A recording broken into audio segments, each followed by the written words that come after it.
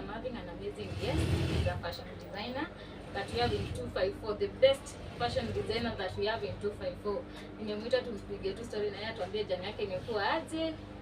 Yes, to inspire too. I'm talking about Mr. Royalty mwenyewe sasa. Hi, how are you? I'm fine. You? Yes, I'm in Kupon. So my name is Dan. Most people, the ones that are close to me call me Dan. But I'm known as Mr. Royalty, and that's my brand name. And karibu kwetu. Asante sana Dan. Anataka tutupe brief history of your background. Tuambie Dan ametoka wapi, amelelewa wapi. So tupe tu story yako vile mpaka unaanza sasa hivi. Dan is a city boy, Nairobi boy. Born and raised up Ngara. So my life has mostly been in Nairobi. And then I did a degree in the University of Nairobi. Not related to fashion, but something different. But fashion is something that has always been my passion since when nilijielewa, and that's why I decided niweke degree kando kidogo, and then I get to pursue my fashion interest, and so far so good. God has been great, and I'm actually loving the journey. Yes. When did you begin the fashion? So I started developing interest in fashion immediately after Form 4. I finished my high school in 2011. So as I was preparing to go into campus, I started developing the passion for fashion, and I just started my way doing my own things. So once I get to campus, I really love to dress nice, and my lecturers were very impressed. My lecturers were impressed, and also my fellow comrades. And I started dressing them. And then that's how I started. They were giving me orders, and at the end of the day, I started getting clients, and I was like, I can turn my fashion into business. And that's how now I got into the fashion business. So I would like to know. Yes. Ulienda ukasomea fashion. You didn't go to any school. No. It just came automatically. It's just, I'd say this is a talent that God has given me. And sometimes I usually say, when you have a passion in something and you get to follow on it, it can even beat hard work. Yes. So I'd like to know how journey imekuwaje so far. Like the way I told you before we started the show, nothing is easy.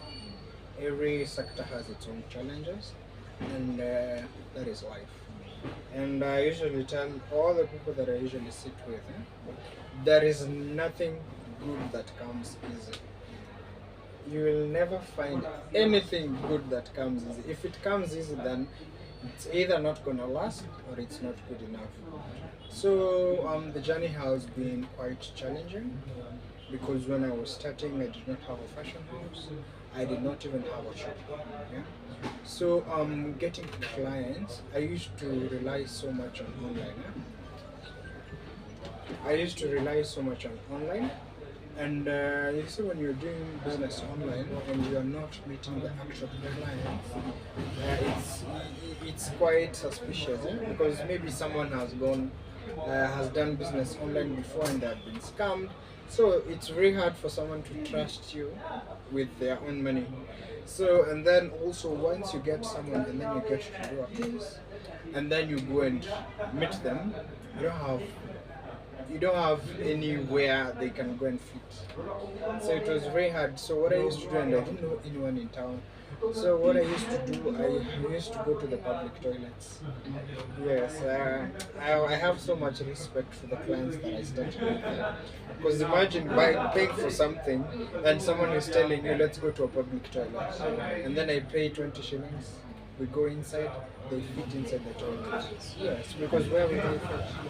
And someone doesn't want to give you the balance before, like they don't want to pay and then go try home, because they don't know where they're going to get you. So those were the major challenges, but through God I managed to get to the next level, managed to also another challenge was working with people who are not your employees. it's very hard working with people that you have not employed. Because like in our business, you give someone something. At the end of the day, you go, they have not done it. They're telling you tomorrow. The client is getting frustrated. So those are the challenges that I got. Up to right now, I still have challenges, but bigger challenges. But yes, I thank God. Like there was the one that I saw you posted on your status, like you went looking for a house somewhere. Yes. Now ukaambiwa like unaweza fika pay. How was that feeling for you? There's a current misconception. I don't know why most people, when it comes to thinking, they're still having that old age thinking that there are certain jobs that have money and some other jobs that don't have money. Because I usually tell people, money is money. When you go to buy something, there is no difference between 100 shillings that has been gotten through, like, let's say someone is a bank teller somewhere and someone is a hawker somewhere. Hakuna pesa kubwa kuliko ingine. Kama ni mia zote ni mia. So yeah, it's a place I had gone because I wanted to relocate. I was trying to get a shop. And I went there and then I was like, they asked me, what do you want to do here? And then I told them I'm a tailor. I usually don't tell people I have a fashion house, those fancy things. No, I just said I tailor. I mean, that's what I do. So they were like, no, we don't allow that type of job here. I was like, what do you mean? I mean, as long as I can be able to pay this place, isn't that what matters? So, we had a back and forth. I did not like that. I went, but that building, I had gone there because I have a friend there. So it's a friend we've done a business before, and it was a business that deals with lots of money, like hundreds of thousands. So that friend, I met the friend outside and I was like, you know what, I was coming to check here if I can get a space, and I was told I cannot because of my job. So someone that you've done business with before, they know their financial capabilities. So she went to the office and told them, hey, you guys have lost a very serious client because that person we did with them a business A, B, C, D, and they paid this amount of money. So there is no way that someone that handles that amount of money will not be able to pay rent here. Yes. So they called me, they apologized to me, so many things, but at the end of the day, I was not there, and I was like, you know what? Yeah, so I feel like we are usually looked upon, down upon, especially, people in various fields, like, you're just tailoring. I know so many people can relate, but it's something that usually happens, but I don't take it as a big deal, because at the end of the day, I'm the one that knows the truth, if I have money in my pocket or not. Yeah, and that's life, and, wefikiria wenye utafikiria, but at the end of the day, I know where my life is, and that's all that matters. We understand, Dan, you've been working with big brands and big celebrities. Yes. How is that feeling to you? It is amazing, because when I was getting into my fashion journey, one thing that I've always wanted to do is to raise the standard of fashion in Kenya. Because for a very long time, most of our celebrities, when we were going for this fashion, not fashion events, but the big event, the corporate event, you look at the way someone is dressed and you're like, you know what, this is not the representation of how I'd love Kenyan to be seen outside. Because you see, at the end of the day, these big celebrities, they also have following outside Kenya. Yeah. So you look at how someone is dressed, and you try and compare other people, like let's say in Nigeria, how the celebrities dress, and you just feel embarrassed, like being Kenyan in that aspect. So I was like, you know what, this is something I can try change, and I worked towards that. And most of the celebrities that I worked in Kenya with, they appreciate my work, and I also appreciate them so much because they have enabled me to grow my business as I also grow their brand. you're doing an amazing job. Thank I you. would like to know, like, for someone who wants to start this kind of a business, inaweza mwambia, anaweza kuwa na like how much aanze? First of all, in whatever business that you want to do, I usually tell people, make sure you have passion in it. Because if you don't have passion in it, trust me, you're not going to make it. Why? Because so many people, someone might see me and see me working with all these big corporations and all that, and they're like, you know what? I'm getting into fashion business not because it's something that I love, because so and so is getting money. You get? When you're starting, it's so hard. Trust me, whatever it is that you're starting. Yeah. So when you're starting,